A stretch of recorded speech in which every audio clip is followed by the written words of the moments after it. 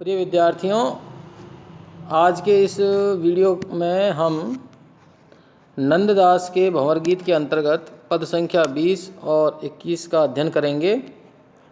सबसे पहले पद संख्या 20 में उसका मूल पाठ देखते हैं कि जो उनके गुण नाहि और गुण भये कहाँ ते, बीज बिना तरु जमे मोहि तुम कहो कहाँ ते, वागुन की परछाई री माया दर्पण बीच, गुनते गुण न्यारे नहीं अमल वारी मिल खींच सखा सुनि श्याम के। उद्धव द्वारा ये बताए जाने के उपरांत कि ईश्वर निर्गुण और निराकार है और उसकी प्राप्ति का मार्ग केवल और केवल योग क्रिया है, योग ज्ञान है और वह ज्योति स्वरूप है, इस बात पर जो गोपिकाएं हैं वो एक नया तर्क प्रस्तुत करते हैं कि यदि वास्तव में ईश्वर जो है वह गुणात्मक नहीं है, गुणों से रहित है, निर्गुण है, तो फिर जब ईश्वर में ही गुण नहीं है तो चूँकि पूरी समष्टि, पूरा जो ये विधान जो है ये तो ईश्वर से ही निर्मित माना गया है, तो जब ईश्वर खुद ही बिना गुण के है तो फिर गुणों का निर्माण या गुणों का जन्म आखिर कहाँ से हुआ है।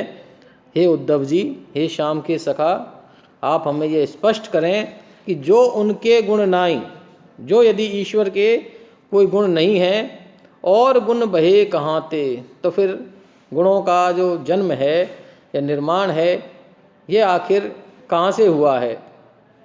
क्योंकि बीज बिना तरु जमे मोहि तुम कहो कहाँ थे, किसी भी जो तरु यानी वृक्ष का जो निर्माण है उसका जन्म जो है वो बीज से ही होता है। बीज मिट्टी में जमता है, फिर अंकुरित होता है और फिर धीरे धीरे समय के साथ बढ़ता बढ़ता एक विराट वृक्ष का रूप ले लेता है।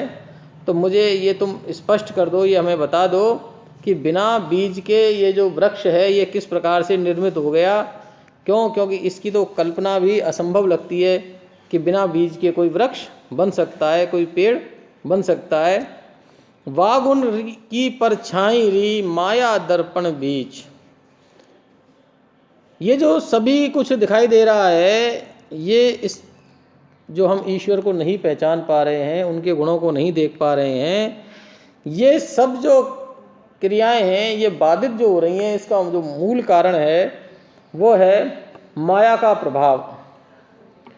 कि वागुण की परछाई री, वो जो ईश्वरीय गुण है उस गुण की जो परछाई है वो इस माया जनित जो दर्पण है उसके बीच में दिखाई देती है।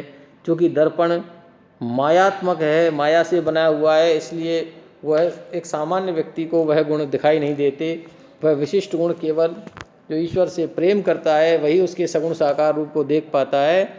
गुण से गुण न्यारे नहीं, जिसे आप निर्गुण कह रहे हो और जिसे हम सगुण कह रही हैं, उनमें आपस में कोई भेद नहीं है, ये अभेदत्व की स्थिति है।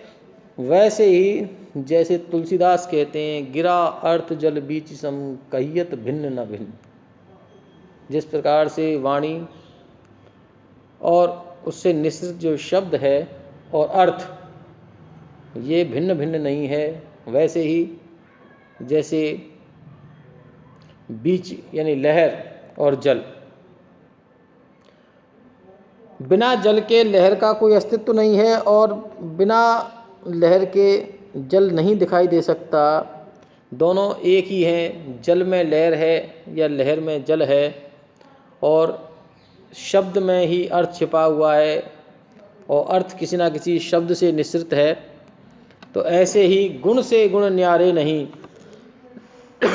वो जो गुण हैं जो सगुण के हैं या निर्गुण के हैं वो वास्तव में अलग नहीं हैं। अमल वारी मिल कीच, वो बिल्कुल वैसे ही हैं जैसे कीच में जल मिल जाने पर पानी उसकी सतह पर बिल्कुल निर्मल और निर्विकार रूप में दिखाई देता है, वैसे ही ईश्वर सगुण के जो रूप हैं, गुण हैं, वो दिखाई देते हैं। अगला जो पद है उसके अंतर्गत माया के गुण और हरि के गुण हरि के जानो, वागुन को इन माज आन काहे को सानो, जाके गुण अरूप को जान न पायो भेद, ताते निर्गुण ब्रह्म को वदत उपनिषद वेद, सुनो ब्रज नागरी। हे ब्रज की नागरिकाओं,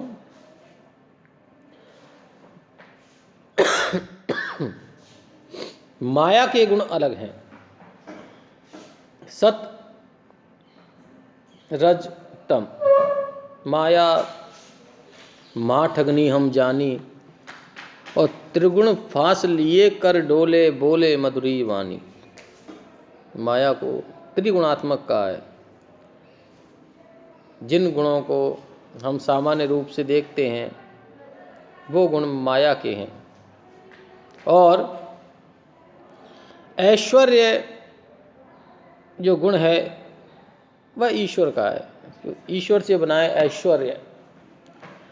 और गुण हरि के जानो, ईश्वर के गुण अलग हैं और माया के गुण अलग हैं। दोनों को एक साथ मिलाने की बेवकूफ़ी मत करो। ये जो है उद्धव जी गोपिकाओं से कह रहे हैं, वा गुण को इन माज आन काहे को सानो।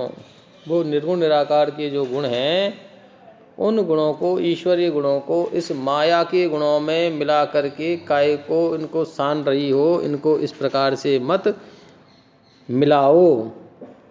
जाके गुण अरु रूप को, जिसके गुणों को, उस ईश्वर के गुणों को और उसके रूप को जान न पायो भेद।